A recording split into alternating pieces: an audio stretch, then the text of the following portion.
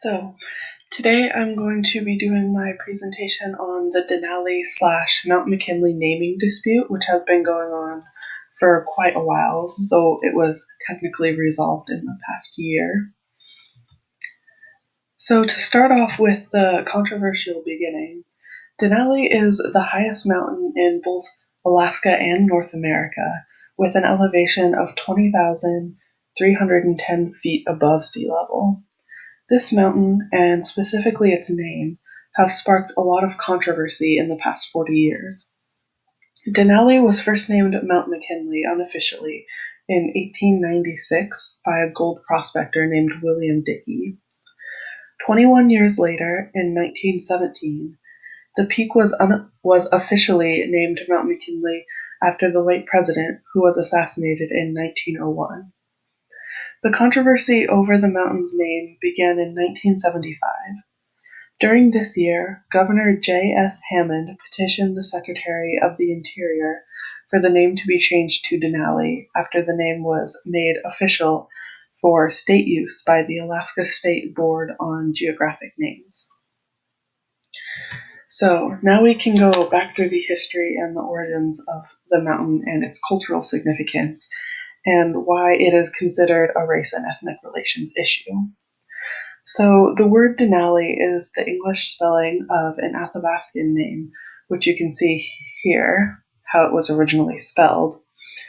And this language specifically is Koyukon, which the area where they lived was generally north of the mountain range. And this can be translated to the high one or the tall one. Now, there are also many different spellings and pronunciations, however, in the many different Athabascan language groups. So, according to James Carey, who was a linguist, in the book Shem Pete's Alaska, Athabascan people have a quiet reverence for Denali.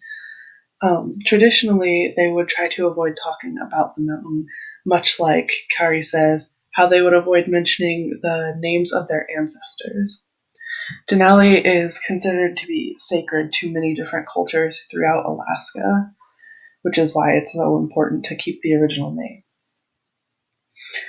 Now, that's just one of the reasons that many have argued for the mountain's name to be changed to Denali.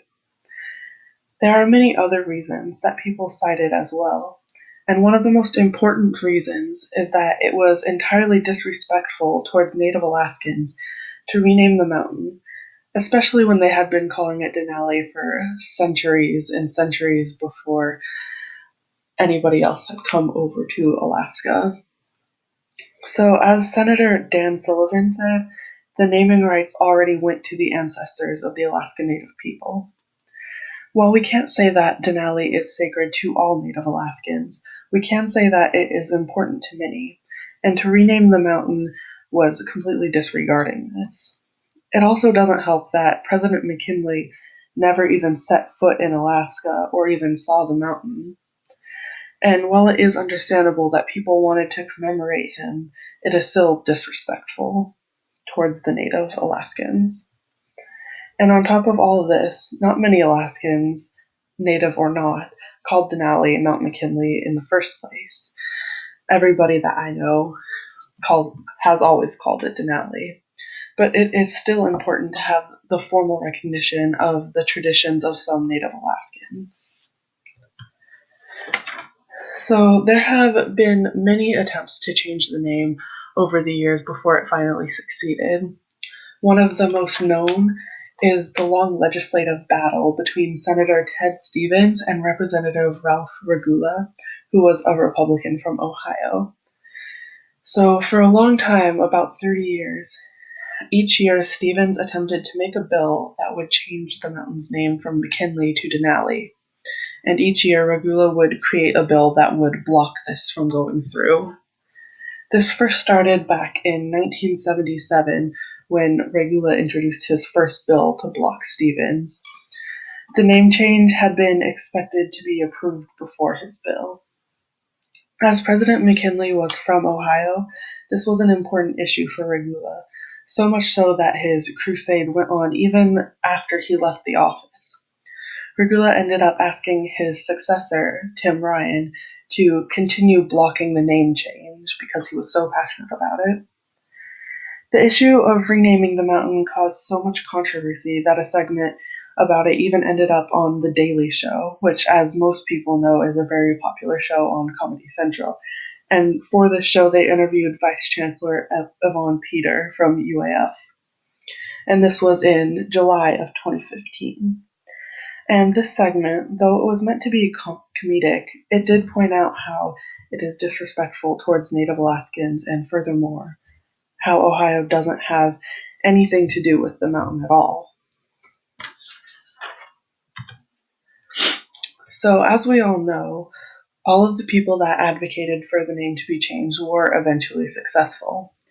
In September of 2015, the Interior Secretary, Sally Jewell, signed a secretarial order to finally change Mount McKinley's name to Denali, which was then approved by President Obama.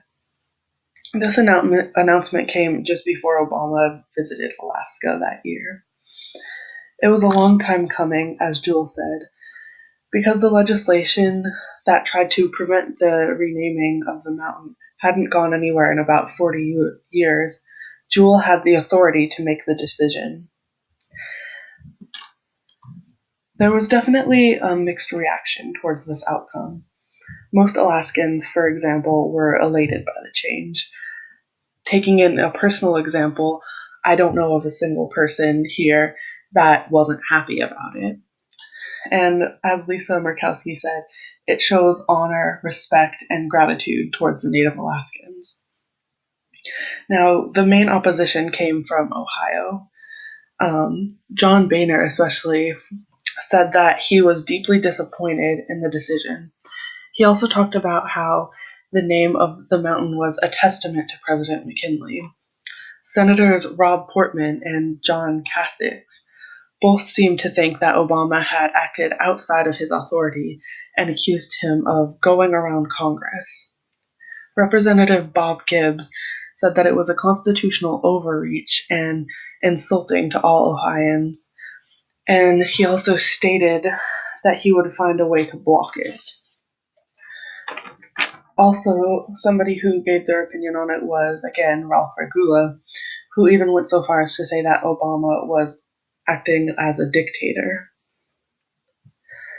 Even now, after a year, there is a debate about changing the name back to Mount McKinley, which is something that many people in Ohio want. It is being brought up even more now that Donald Trump has become president-elect. Back when the name was first changed to Denali, Trump went to Twitter to make the following statement. President Obama wants to change the name of Mount McKinley to Denali after more than 100 years. Great insult to Ohio. I will change back. Now that he has won the election, many people are left wondering if he will actually keep this promise or not. Now, switching back to Native names is becoming something of a trend. For example, voters in the Alaskan city of Barrow have tried to start changing the town's name from Barrow to Utqiagvik, which is the Inupiaq name. They say that it will reclaim their beautiful language, which is the original language of that area. They also stated that changing the name will promote pride in their Native Alaskan identity.